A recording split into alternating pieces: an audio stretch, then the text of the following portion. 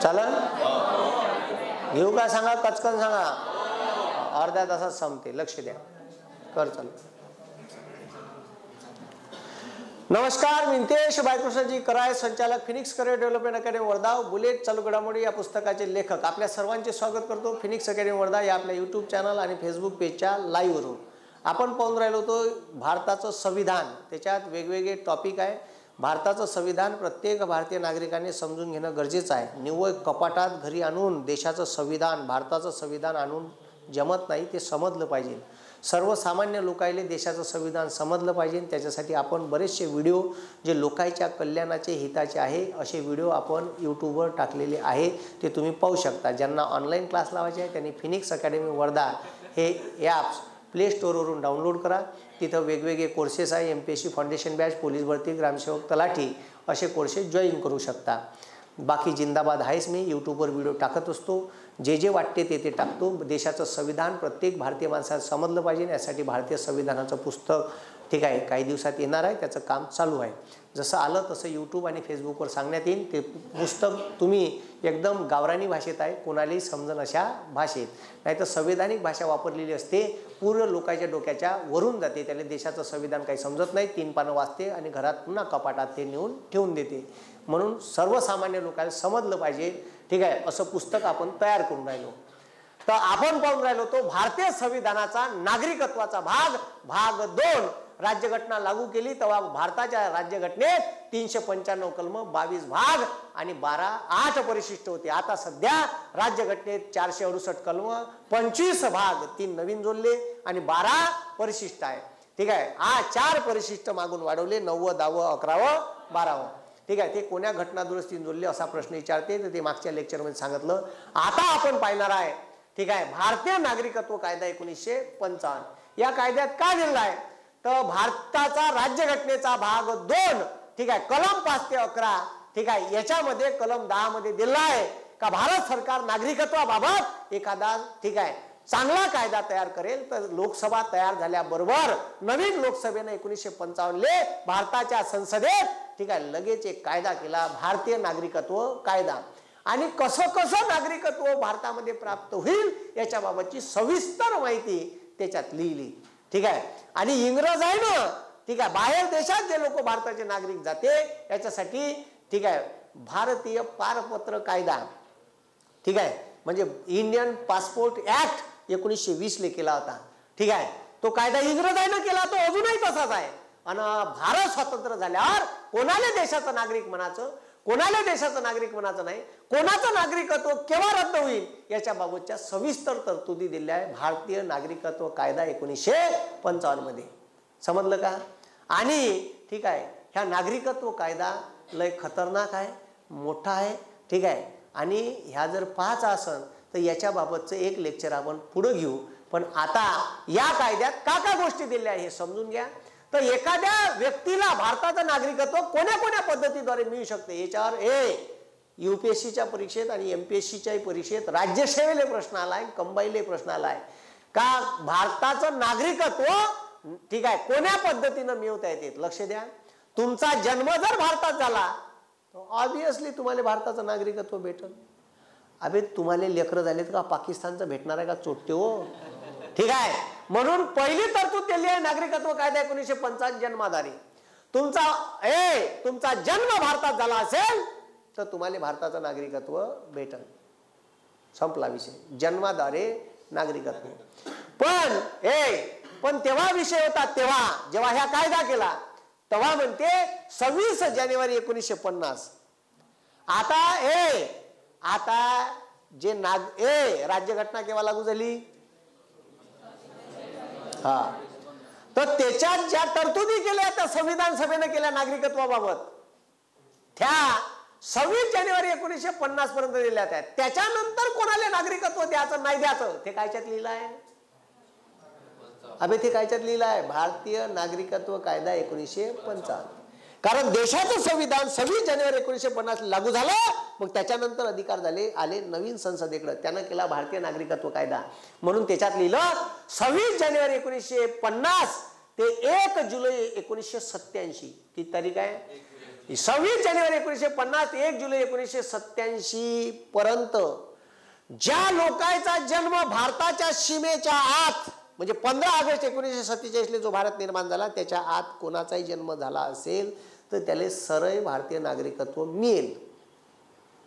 मग तुम्हाला भेटलं, तुमच्या मायबापाचा जन्म असन भेटलं, विशेष नाही भेटलं. ठीक आहे. 15 ऑगस्ट 1947 जो भारत निर्माण झाला त्याच्या आत 26 जानेवारी 1950 पासून 87 पर्यंत ज्याचा ज्याचा जन्म झाला त्याला सरळ जन्माद्वारे भारताचं नागरिकत्व भेटलं. त्याच्यानंतर 1 जुलै 1987 ते 3 डिसेंबर 2004 पर्यंत ठीक आहे जर माता पित्यापैकी एकाचा जन्म जर भारतीय असेल समजलं का तर त्याले भारतीय त्याचा एखाद्या माणसाचा जन्म बाहेर देशात झाला पण त्याचा बाप किंवा माय या दोघांपैकी एकाचा जन्म 1 जुलै 1987 ते 3 डिसेंबर 2004 दरम्यान भारतात झाला असेल तर त्याही पोट्याले भारताचं नागरिकत्व मिळेल. समजलं का. त्याच्यानंतर परकीय राजदूत, लक्ष द्या, परकीय राजदूत म्हणजे आता अमेरिकेचा अँबॅसिडर भारतात आहे, इटलीचा आहे, इजिप्तचा आहे, जपानचा आहे, त्याचे एम्बेसी आहे, दिल्लीले त्याचे भवन आहे. त्याले लेकरू झालं भारतात, जीएमसी दिल्लीत लेकरू जॉन. ठीक आहे. आता त्याला लेकरू झालं तर ते भारतात जन्मलं म्हणून त्याला भारताचं नागरिकत्व भेटणार नाही. समजलं का. आता समजा एखादी आतंकवादी बाई पाकिस्तानची भारतात पकडली आणि ते प्रेग्नंट होती आणि तिले जेलमध्ये लेकरू झालं तर त्याला भारतीय नागरिकत्व भेटणार नाही. मी काय म्हणलं समजलं का. मी काय म्हणून राहिलं समजून राहिलं का. एखाद्या शत्रू राष्ट्राच्या व्यक्तीला भारतात लेकरू झालं तर त्याला भारतीय नागरिकत्व भेटणार नाही. आणि राजदूतावासात जे लोक फॉरेनचे काम करत आहेत त्याला भारतात लेकरू झालं तर या पद्धतीनुसार भेटणार नाही. मग ते बी लिहायला लागलं कोणाला भेटन ना कोणाला भेटणार नाही. जन्माद्वारे नागरिकत्वाच्या तरतुदी आहे. समजलं का. मग जन्माद्वारे नागरिकत्व भेटते, भारताच्या सीमेच्या आत जन्मला पण यायले नाही आहे. ठीक आहे. यायले नागरिकत्व भेटणार नाही. कोणाले शत्रू राष्ट्राचा व्यक्ती आणि अँबॅसिडर बाहेर देशातले जे भारतात आहे. ठीक आहे. मग वंशाद्वारे, मग आता सांगितलं वंशाद्वारे, अबे आता सांगितलं ना का वंशाद्वारे नागरिकत्व भेटू शकते. मग वंशाद्वारे नागरिकत्व कसं भेटन तर तुमच्या आजी आजोबा, आता समजा ठीक आहे एखाद्याचा आजी आजोबा, ठीक आहे लक्ष द्या, एखादा व्यक्ती आहे, ह्या व्यक्ती अमेरिकेत नोकरी करायला गेला, 40 वर्ष झाले. ठीक आहे. तिकडलीच बायको पाहिली आणि त्याला तिथं पोरग झालं. ह्या पोराले आता भारतात यायचं आहे, त्याला भारताबद्दल प्रेम आहे, तो म्हणते मला भारतात जायचं आहे तर त्याला भारतीय नागरिकत्व भेटन का. हो त्याला नागरिकत्व भेटन वंश या तत्वाद्वारे.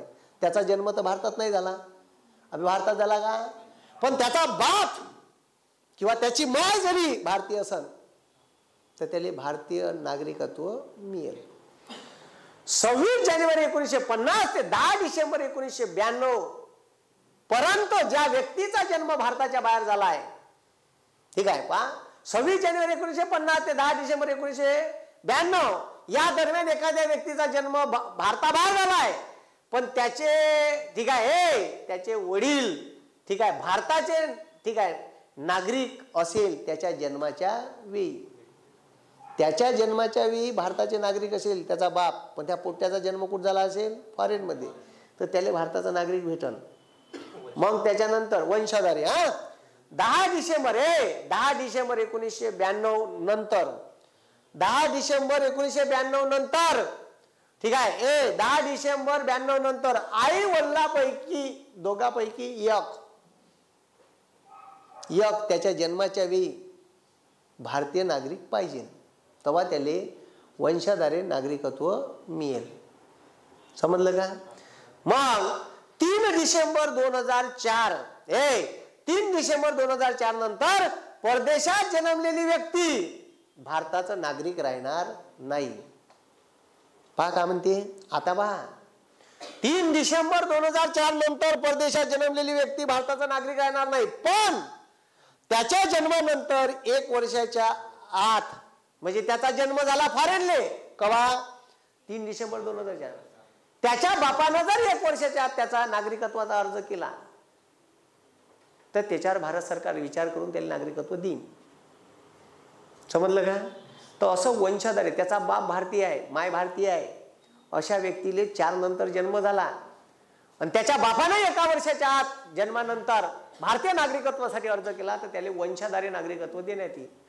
पण जे लोक भारताबाहेर स्थायिक झाले त्याच्या नागरिकत्वाबाबतच्या तरतुदी आहे, कारण त्याचा वंश कुठचा आहे? भारतीय.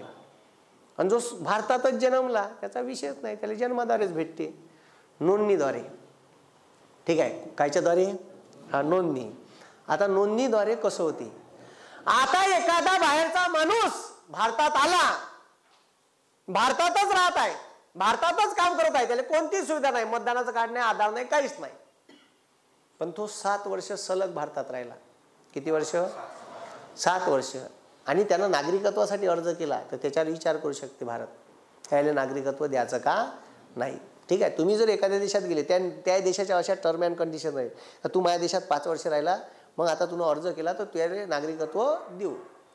फ्रान्स नावाचा देश आहे, फ्रान्स. युरोपियन कंट्रीमध्ये बरेचसे लोक निर्वासित आहे, निर्वासित बाहेर देशातून आलेले. ठीक आहे, तुम्हाला सांगतो, नायजेरिया, केनिया, झिम्बाब्वे अशा देशातून कितीतरी निर्वासित फ्रान्समध्ये गेले, पार सोमालिया, ज्या देशात ठीक आहे नेहमीच आतंकवाद, ठीक आहे, जीवनाची काही निश्चिती नाही, दंगली होतात, हा लोक पयाले जहाज आहे ना भरू भरू, हा कुठं? तर फ्रान्सनं त्याला आपल्या देशात घेतलं. हा लोक झोपडपट्टीत राहिले, झोपड्या करून राहिले, हा लहान लहान लेकरं, काय काय ढूस, ते मोठे तिथं फुटबॉल खेळायचे, लायनाचे मोठे झाले, फुटबॉल खेळले. ठीक आहे, तिच्या 2-3 कोचले दिसले, त्या कोचनं त्या पोट्याला शिकवलं आणि ते पोट्टे वर्ल्ड कपच्या वेळेस, फिफा वर्ल्ड कपच्या वेळेस ट्रायलने पाठवले आणि त्या निर्वासित पोट्ट्यापैकी ऑलिम्पिकच्या 15 क्रू मेंबरमध्ये फ्रान्सच्या ठीक आहे 8 पोट्टे निर्वासिताचे होते आणि त्यानंच वर्ल्ड कप जिंकून दिला फ्रान्सले. ठीक आहे, अबे फ्रान्सले फुटबॉल वर्ल्ड कप फिफा, ठीक आहे, फ्रान्सले जो जिंकून दिला पुरे निग्रो पोट्टे, 11 पैकी 8 पोट्टे निग्रो. त्याच्या देशाचे जे वंशज होते त्याला कमी खेळवलं, त्याला जास्त खेळवलं, कारण तुफान पोट्टे होते.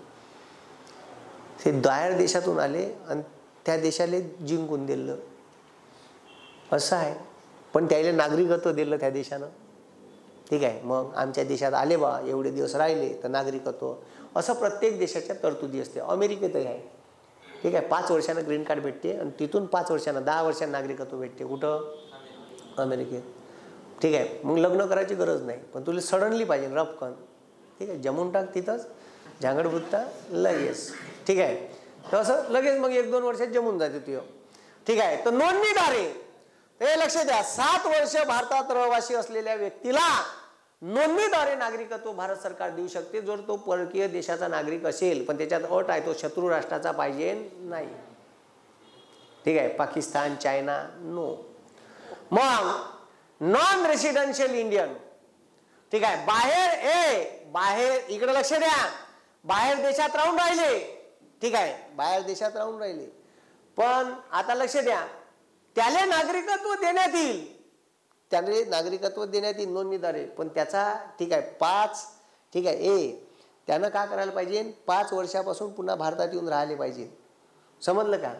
आणि ठीक आहे आणि 7 वर्ष अगोदर कोणासाठी ठीक आहे दिल्ली आहे तरतूद, तर भारतीय नागरिकांशी जर एखाद्या आता बा पुन्हा काय म्हणते ते, जर एखाद्या परकीय माणसानं भारतातल्या एखाद्या स्त्रीसोबत लग्न केलं किंवा परकीय स्त्रीनं भारतीय माणसासोबत लग्न केलं. ठीक आहे, आता परकीय स्त्री आहे, भारतातल्या पोट्ट्यानं पटवली, ठीक आहे, युरोपातली, आणि आणली भारतात. ठीक आहे, तर तिले नागरिकत्व भेटू शकते का? हो. जसं आता राजीव गांधीनं सोनियासोबत का केलं? लग्न केलं. आम्ही लग्न केलं ना, तर भारतीय नागरिकांशी विवाह केला तर तुम्हाला नागरिकत्व भेटू शकते, पण त्यासाठी तुम्हाला ठीक आहे सरकारकडे अर्ज करावा लागेल, 7 वर्ष भारतात राहावं लागेल, तेव्हा तुम्हाला मिळेल. ठीक आहे. भारतीय नागरिकत्व अल्पवयीन मुले. आता पहा सोनिया गांधीले पोरं झाले, ते कुठची वय? इटलीची, पण त्याचा वडील कुठचा आहे? हा. तर असे अल्पवयीन मुलं असन तर त्याले भारताचं त्याची माय बाहेर देशातली आहे म्हणून सरकार त्या पोराचं नागरिकत्व नाकारू शकत नाही, म्हणून त्याच्या अल्पवयीन मुलाला नागरिकत्व भेटेल. माता पिता जर एखाद्या व्यक्तीचे माता पिता स्वातंत्र्यापूर्वी ठीक आहे 1 वर्ष जरी भारतात राहिले असेल ठीक आहे आणि त्यांनी अर्ज केला असेल ठीक आहे तर त्यांना ठीक आहे भारतीय नागरिकत्व मिळेल. ठीक आहे. पण त्यांनी भारतामध्ये 7 वर्ष राहिले पाहिजे. ठीक आहे. त्याच्यानंतर भेटल मग स्वीकृतीद्वारे. कायच्या द्वारे? स्वीकृतीद्वारे. आता लक्ष द्या, हे डायरेक्ट सरकार स्वीकृत करून देते. कोणाला सडनली नागरिकत्व देते, त्याला 7 वर्षाची गरज नाही, 5 वर्षाची गरज नाही, टर्म अँड कंडिशन नाही. एखादा प्रसिद्ध माणूस आहे, मग अदनान सामी पाकिस्तानचा आहे, त्याला आपण भारतीय नागरिकत्व दिलं. काऊन? तो संगीत क्षेत्रातला नावाजलेला माणूस आहे आणि तो भारताच्या बॉलिवूड साठी गाणे गायले येत होता. 3-4 वेळा पाहिलं त्याचे गाणे गाजले, त्यानं भारतीय लोकांना इन्कम कमावून दिला, भारताला कमावून दिला, मग त्याला आपण नागरिकत्व दिलं. कोणाले? अदनान सामीने. दलाई लामा ठीक आहे तिबेट मध्ये आंदोलन केलं चायनाच्या विरोधात, त्याला चायनानं मारून टाकलं असतं, नाही तर जेलमध्ये टाकून जन्मठेप दिली असती. तर त्याला आपण भारतात राजकीय आश्रय दिला, नागरिकत्व दिलं. त्याच्यानंतर तस्लिमा नसरीन बांगलादेशची मुस्लिम स्त्रियावर होणाऱ्या अन्याय अत्याचाराच्या विरोधात पुस्तकं लिहिले, आवाज उठवला, तिला कापून काढलं असतं. तिनं सरकारले म्हणलं का आम्हाला ठीक आहे नागरिकत्व द्या, तिला नागरिकत्व दिलं. तर लक्ष द्या, दुसऱ्या देशाचा त्याग केल्याचे प्रमाणपत्र सादर करायला लागते. मी तिकडं माया नागरिकत्वाचा त्याग केला, हे नागरिकत्व मला तुमच्या देशाचं द्या. तेव्हा शासन निर्णय घेते. पण त्या व्यक्तीला 22 राजभाषापैकी 1 राजभाषेचं नॉलेज पाहिजे. समजलं का? सरकारच्या अटी आहे का 22 राजभाषेपैकी 8व्या परिशिष्टात असलेल्या भाषेपैकी एका भाषेचं त्याला ज्ञान असावं. मग किती भाषा आहे आपण पाहिलंच 22. पण त्याचं स्थानांतरण बेकायदेशीर नसावं. ठीक आहे. तो सीमा ओलांडून कोणाला न सांगता आला तर त्याचं नागरिकत्व नाही, त्याचं नागरिकत्व मग हे इथे जाते. ठीक आहे. मग प्रसिद्ध व्यक्तीले देते, प्रतिष्ठित व्यक्तीले हे वालं, याचा वापर सरकार प्रतिष्ठित व्यक्तीसाठी करते. मग अदनान सामी आहे, दलाई लामा आहे, ठीक आहे, तस्लिमा नसरीन आहे, अशा लोकांसाठी करते. आणि जर भारताने एखादा प्रदेश एक्वायर केला असेल, जसं भारतानं ठीक आहे भारत स्वातंत्र्य झाला पण गोवा पोर्तुगीजांनी सोडला नव्हता, 1961 धरला, लष्करी कारवाई केला आणि गोवा भारतात का केला? विलीन. तर आपोआप गोव्याच्या बंद्या नागरिकाले भारतीय नागरिकत्व प्रदान झालं. भारताने जिंकल्याबरोबर प्रदेश विलीनीकरण या तत्वाद्वारे ठीक आहे नागरिकत्व मिळू शकते सर्व नागरिकाले. त्याच्यानंतर सिक्कीम ठीक आहे, सिक्कीम चोंगलाच्या राजानं भारतात सिक्कीम विलीन केला. जसा विलीन केला सगळ्या सिक्कीमच्या लोकांना का भेटलं? भारतीय नागरिकत्व. एखादा भूप्रदेश भारतात जिंकला तर डायरेक्ट तिच्या लोकांना भारतीय नागरिकत्व आपोआप प्रदान होईल. जन्माद्वारे, वंशाद्वारे, नोंदणीद्वारे, स्वीकृतीद्वारे. ठीक आहे. नोंदणीद्वारे म्हणजे तुम्हाला अर्ज करायला लागेल, सरकारच्या टर्म अँड कंडिशन फॉलो करायला लागेल, भेटल. ठीक आहे. स्वीकृतीद्वारे सरकार देईन एखाद्या प्रतिष्ठित व्यक्तीले, कोणालाही चिल्लर माणसाला देत नाही, लगेच देऊ शकते. हे केंद्र सरकारच्या हातात आहे. भारतात एखादा प्रदेश विलीन केला, आपोआप त्या प्रदेशातल्या लोकांना देशाचं नागरिकत्व भेटून जाईल. जन्मात भारताच्या सीमेच्या आत जन्म झाला भेटून जाईल. बाहेर देशात राहतं पण तुझ्या माय बाप आजे आजोबा भारतीय आहे तर तू भारत सरकारले अर्ज करून नागरिकत्व मिळू शकतो. वंश या तत्वाद्वारे कोणाला नागरिकत्व मिळत नाही. ठीक आहे. कोणाला नागरिकत्व मिळत नाही किंवा रद्द होते. एखाद्या व्यक्तीचे नागरिकत्व केव्हा रद्द होते? दुसऱ्या देशाचे नागरिकत्व स्व इच्छेने स्वीकारले का नागरिकत्व गेलं. हे लक्षात ठेव जा, परीक्षेत विचारत.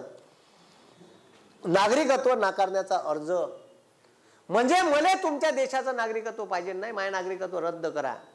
जर एखाद्या व्यक्तीनं स्वइच्छेनं नागरिकत्व रद्द करण्याचा भारत सरकारने काय केला असेल, अर्ज केला असेल तर, आणि संविधानाप्रती जर ठीक आहे त्याच्या मनात प्रतिष्ठा नसेल, त्यानं संविधानाचा अवमान केला असेल तर त्याचं नागरिकत्व सरकार रद्द करू शकते. युद्ध जर एखाद्या व्यक्तीनं लक्ष द्यावे, जर एखाद्या व्यक्तीनं युद्ध काळात आपली काही गुप्त माहिती पाकिस्तानला दिली, चायनाला दिली, तर या देशद्रोहाचा आरोप लावून त्याचं नागरिकत्व खतम करते. समजलं का? युद्ध काळात शत्रू राष्ट्रासोबत राहिला किंवा त्याला माहिती पुरवल्यास त्याची नागरिकत्व रद्द होते. ठीक आहे. एखादा भारतीय नागरिक सलग 7 वर्ष भारताबाहेर राहिला,